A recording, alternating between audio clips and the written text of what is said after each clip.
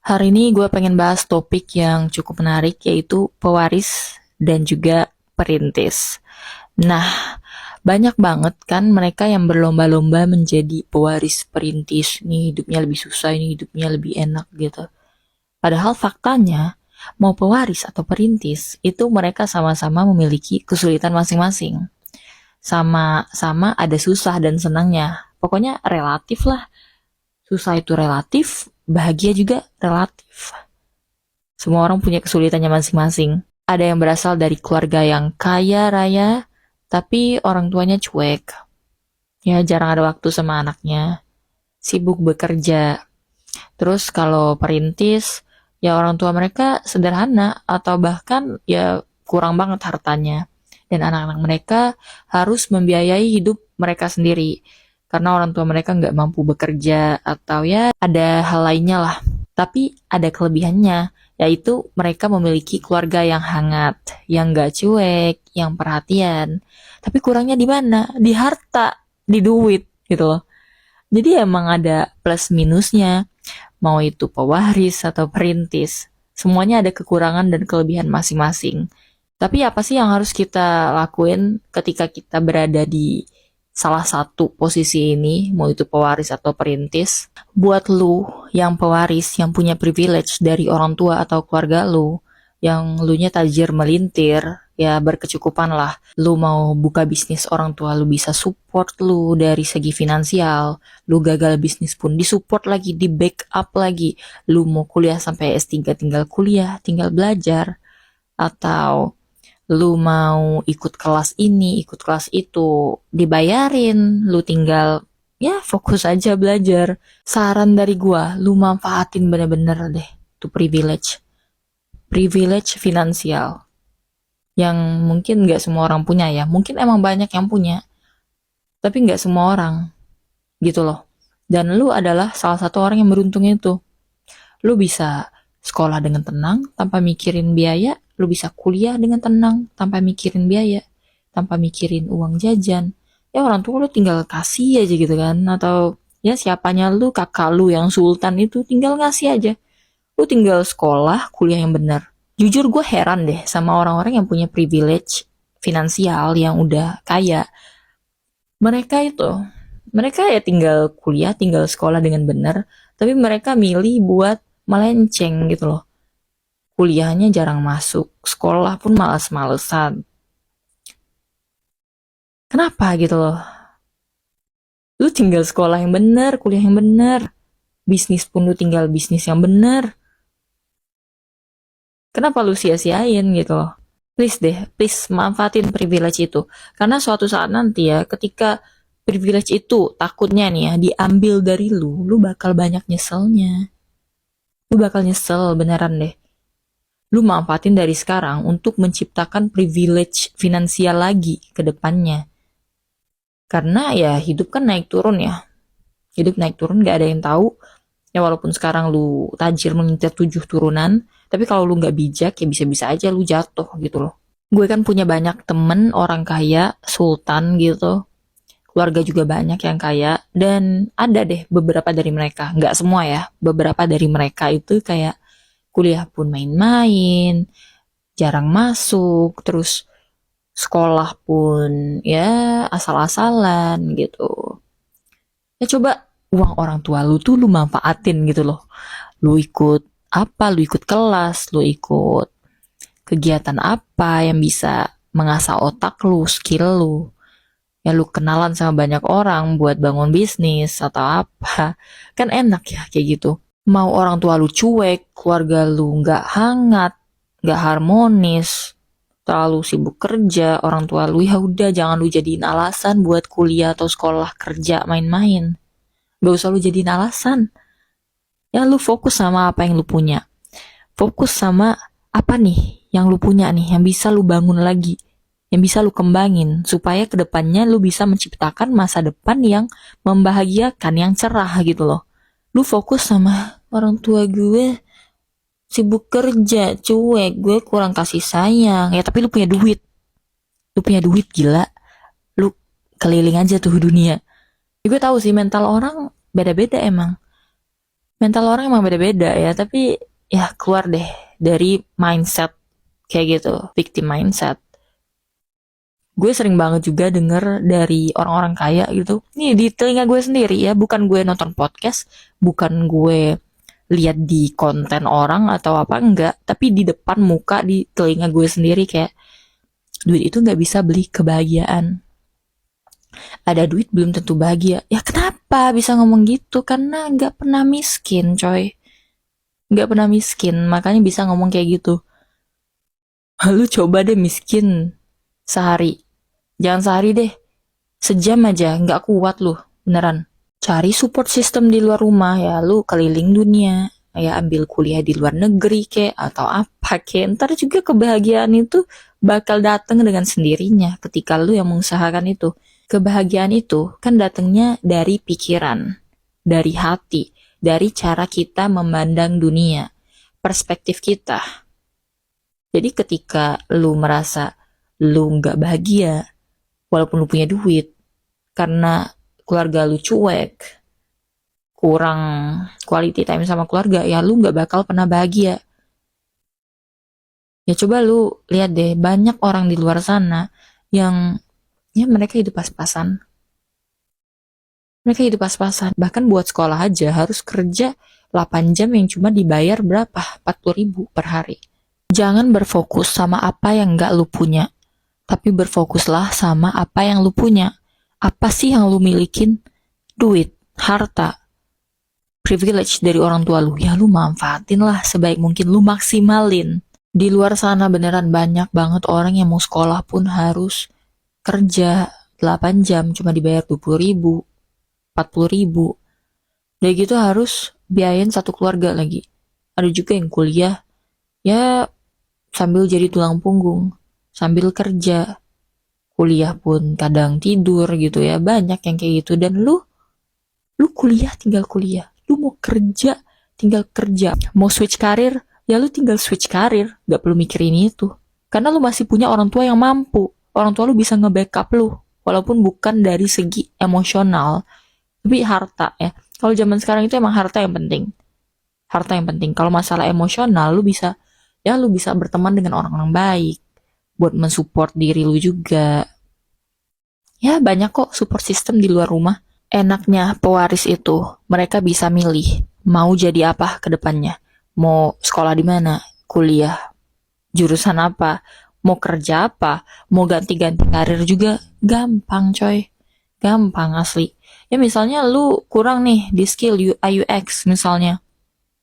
Ya lu tinggal ikut kelas. Berapa sih bayar kelas? Walaupun kuliah lu misalnya lintas jurusan, tapi lu tetap pengen ngembangin bakat lu di UI UX. Ya udah tinggal lu kembangin. Lu nggak perlu sambil kerja. Lu fokus aja tuh ikut kelas. Udah dibayarin nih sama orang tua lu. Tinggal fokus aja belajar di rumah. Habis itu lu kerja tinggal UI UX. Kelar. Bosen. Tinggal ikut kelas lagi, ambil lagi apa yang lu mau. Dibayarin lagi sama orang tua lu. Mau ikut kelas apa? Misal ngoding, ya udah tinggal ikut. Fokus lagi. Resign dari tempat kerja lama. Udah gitu, apa? Kerjanya jadi bagian ngoding. Sumpah seenak itu jadi pewaris. Jadi nggak usah terlalu dipikirin apa yang nggak lu punya. Gue tahu juga mungkin ada sih beberapa dari pewaris yang walaupun keluarganya tajir melintir, mereka nggak bisa milih jalan hidupnya sendiri. Kayak orang tuanya tuh udah ya ngatur mereka lah, kayak harus jadi dokter, harus jadi guru, harus jadi dosen, harus jadi ini itu. Udah ditentuin sama orang tua mereka. Dan mereka juga tertekan sama hal itu. Ya gue paham, pasti ada. Tapi sebenarnya bisa-bisa aja sih kalian milih jalan hidup kalian sendiri. Kayak semisal tabung aja tuh uang dari orang tua kalian. Turutin aja dulu. Nanti suatu saat ketika kalian udah punya tabungan yang cukup, ya udah tinggal pilih jalan hidup yang kalian mau. Minggat. Canda. Nggak minggat juga, tapi kayak ya udah bisa gitu loh, bisa. Bisa kok asal punya modal, yaitu duit. Kalau perintis, jangan harap deh bisa milih-milih kerja. Gak bisa. Kita mah fokusnya cuma buat survive. Ya, apapun pekerjaan, yang penting bisa menghasilkan duit yang halal, ya udah kita ambil. Kita ambil, asal bisa bertahan hidup. Dan kebanyakan perintis itu mereka bahkan gak bisa milih jalan hidup mereka. Mereka gak bisa milih mau kerja apa. Mereka kadang ngelakuin apa yang gak mereka nyaman, yang gak sesuai passion. Yang penting mereka bisa survive. Contohnya aku deh, aku kerja dari umur 16 tahun. Dan pekerjaan pertama aku itu aku kerja di laundry teman aku. Jadi orang tuanya punya laundry dan aku jadi bagian depan kayak yang jemur bajunya, masukin bajunya ke mesin cuci dan juga nyatet-nyatet yang ngelondri di situ. Dan kenapa aku mau kerja di umur 16 tahun yang padahal itu harusnya aku fokus sekolah, ya fokus belajar. Ya karena nggak ada pilihan. Kalau enggak, aku nggak bisa menuhin kebutuhan aku. Karena orang tua aku kayak kurang ngasihnya waktu itu dan ya aku harus memenuhi kebutuhan aku sendiri. Apalagi cewek kan banyak kebutuhan. Ya aku hilangin rasa malu, aku hilangin gengsi.